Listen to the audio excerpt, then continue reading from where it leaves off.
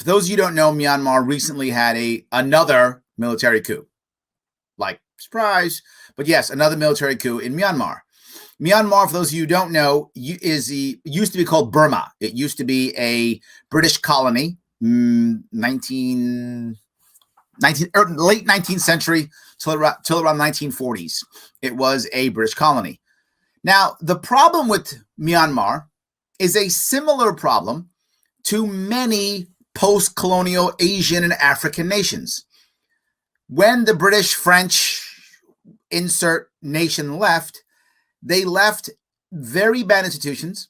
They left no real way, no decent government, nothing. Now, there are some exceptions, obviously. India is an exception, which includes Pakistan, obviously, and Bangladesh, because they were all one country at the time when the British left. So there are some South Africa, some differences here or there.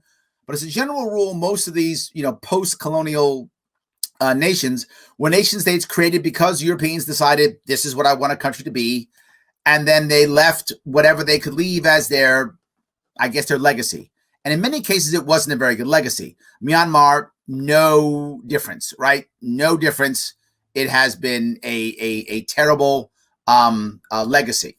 And what they usually leave behind is the concept of democracy with an iron fist. That's what most of the time is left behind. And most of the people who in these nations trying to become modern nations decide, you know what? I want to be a modern nation, so I'm going to act like the modern countries, and I'm going to have a military, and I'm going to try to create some type of democracy. Well, the problem with forcing democracy, and we see it all over when we try to force it in Iraq or force it in Afghanistan, if democracy doesn't come naturally from your culture, not only do you not have a culture of democracy, but you also don't have the institutions that are required for democracy to work well. Luckily, in America, we had institutions. We had literally town hall meetings and gatherings, and we had ideas. The British had the Magna Carta. Like, we had ideas. France had Rousseau, and is that right? Did I get it right? Yeah. But all those guys who were talking about it and such. So we had all these things that we were growing and building to create democracy, institutions that people believed in and such. A lot of these nations didn't have that. If they had anything close to that, it was controlled by whoever the colonizers were. So what they wound up happening in many cases is weak democracies. Now, there's a saying. You might say, well, wait a minute, Larry. Democracies don't war on each other. Yeah, that's a story that we tell ourselves to make us feel good. Democracies war on each other all the time. All the time. For those of you who don't know, Japan in World War II was a democracy. The worst thing you have, the worst type of nation, is a broken democracy. Because that means mob rule. That's the worst. When it comes to war, that is. Right? Because Japan was a democracy during World War II. Some of you may or may not know this. It was a broken democracy. Their constitution was a disaster. And I won't go too deep, but some of you will get this. In Japan, the constitution was so bad that if the military didn't provide the government with a war minister, a minister of war, the government would fall. That's how bad it was. The government would just fall. No government. So the military, by default, took over the government of Japan because it controlled it via a mistake in the constitution.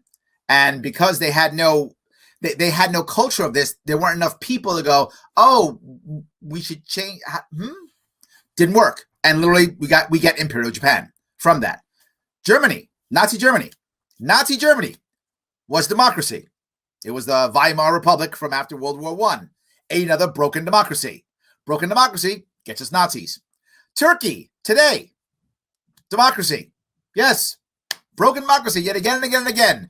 Broken democracies are a problem. Myanmar, prior to about a week ago, democracy. Broken democracies. Broken democracies are a big problem in this world. Myanmar is just the most recent one. As democracies break, mob rule becomes the answer, and people very often decide to look at the one institution that most people trust, the military. Whatever country you're in, you tend to, not everyone obviously, but you tend to trust your military because usually it's drafted or taken from volunteers from your own people. Usually, the military is not an elite fighting force anymore. That's back in the days of the king. That might have been true here. They were knights and things of that sort, samurai, that type of stuff. But today, the military is usually taken from your towns and villages and states and cities, and it tends to be an institution that you trust. So, when things collapse, here's the military. Happened in Japan, Germany, Turkey, now Myanmar. Now, why do we care about that kind of thing? Because there are a lot of broken democracies, tons of them. Belarus. I mean, I could just keep naming them, right? There's so many of them. And a lot of our democracies are now starting to struggle, particularly if they're newer democracies. One of the advantages that the British have is their idea or concept of democracy is really old. So that's an advantage, I guess. But still, even theirs might fall or become weak. And if it becomes weak, we struggle. We are struggling in our democracy. Ours is starting to become broken. We're in trouble. That's the biggest issue. We are in trouble. And you know it as well as I do. This democracy is in trouble. Broken democracies, things don't end well. They don't end well. They end with a strong man. Sometimes, but almost always strong man. Where they end with a strong man, that's what happens. Or they end in socialism, or both. Either a strong man or socialism, or both. They're just different ways to dictatorship. I mean, they're two different paths. The socialism one feels nicer because, like, we're given free stuff. So it feels nicer, but it still goes to strongman dictatorship. The other one just goes kind of right to it. But still, it's faster, more efficient to get right to it. But, one just feels nicer. But it's the same thing. It ends in dictatorship.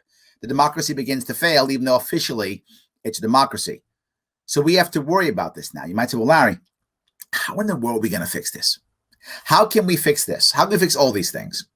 Well, let me tell you, it may not seem obvious, but oh my God, to me it is. To me, it absolutely is.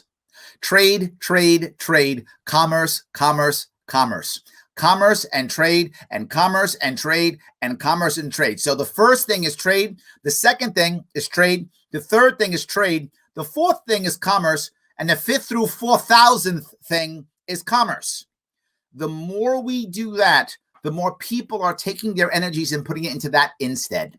Now, is that a cure-all? No, it's not a panacea. It isn't. And I'm joking when I say the 4,000. It's not a panacea. But it, without question, is the first step to moving everything forward. It's the first step as people begin to grow themselves and have more to lose. Remember the book 1984? Perpetual War? Perpetual war is when everyone's always poor and just having a scarcity mindset. I've got to hold on to this. If I just hold on, he'll protect me from losing what I have now. Scarcity mindset comes from broken cultures and broken democracies, which means I need a strong man, military protect me, which means war. Not just that every single military run nation is run poorly, it's run by the military, and then always requires conquest to keep growing. Yes, that's why they invade neighbors. Yes, it requires conquest to keep growing. That's kind of how that works, or begins to collapse itself. Commerce. This is our time. Right now, this is our time. You want to help these democracies? You want to help culture across the world? It is time right now for the United States to end all trade embargoes. Every one of them. We got them in Cuba and Iran and North Korea, Syria, Sudan, Venezuela, I think maybe a couple other countries. Tons of them. End them all. Within the next 6 months, end all of them. Just boom, boom, boom, end it. Say, hey, none. No embargo. You want to trade? Trade. You don't want to trade? Don't trade. But it's open. We are not going to stop you at all. Step one, end all trade embargoes. Why? Because it gets us rethinking. We're recovering from COVID right now. We're recovering from the COVID response, the government's response to COVID right now. So I have an idea. Open up 6 or 7 new countries to trade. Boy, will that get some people thinking. That'll get some people thinking, how the hell do I trade whatever, corn into North Korea or whatever is the thing?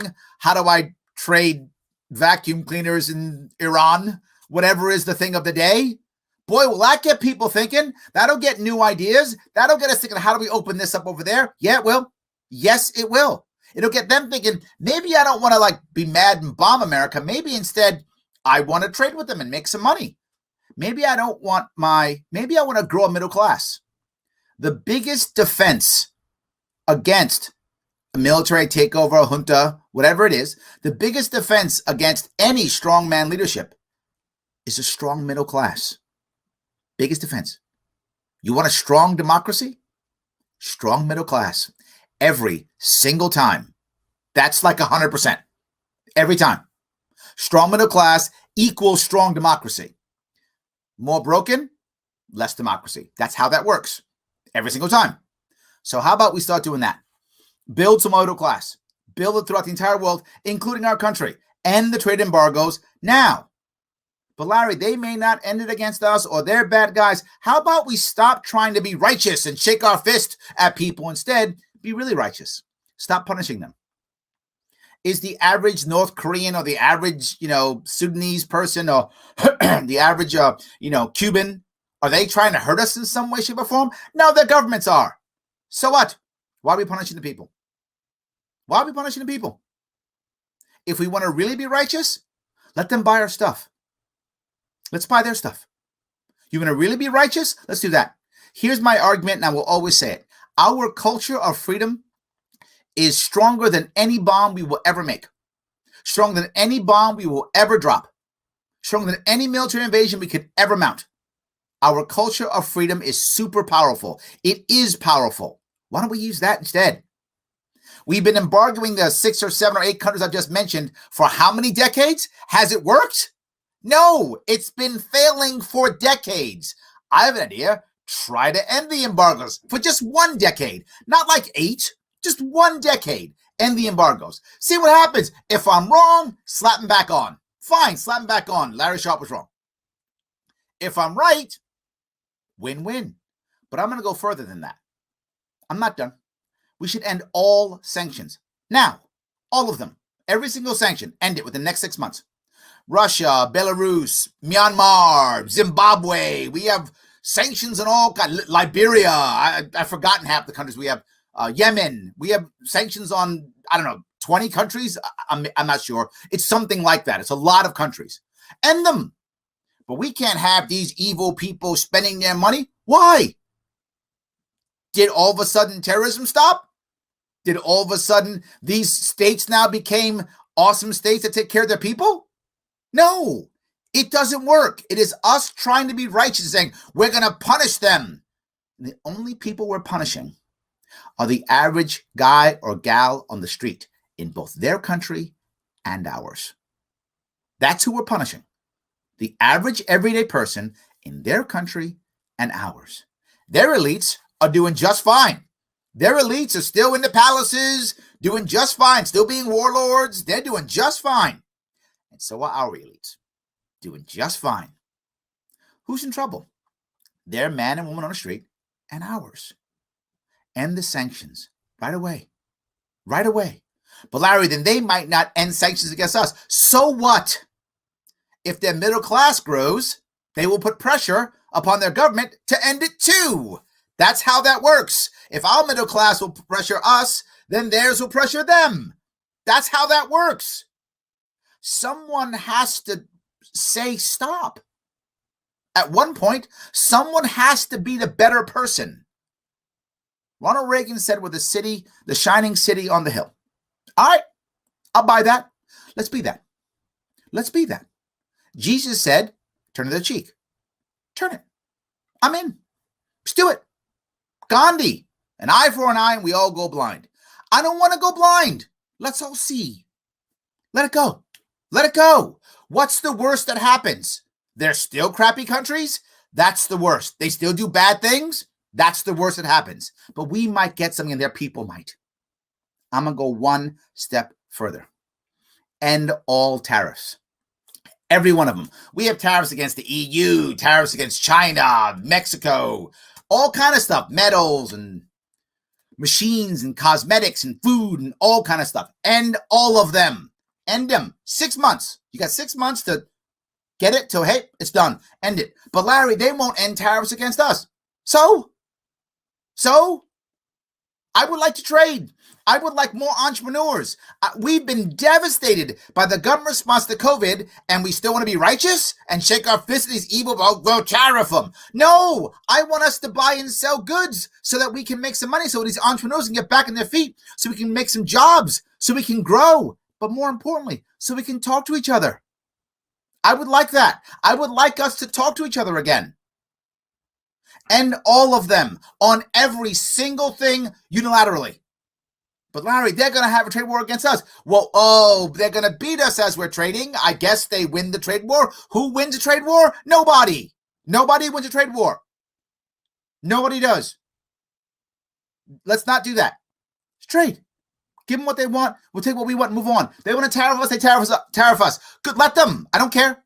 Let them. What will wind up happening is some people will get a little bit. And they go, this is good stuff. I like these American goods. This is good stuff. I want more of these. How do I get more? Oh, we can't. It's too expensive because the government puts these high tariffs on it. We should stop that. How? By pressuring our own government to stop it. And they will, because that's how it happens. Now, that won't happen tomorrow. It might not even happen in 5 years. But in 10? Yes. Larry, I got to wait 10 years. We've been waiting to 80 now. We've been waiting for 80 now. Just give me 10.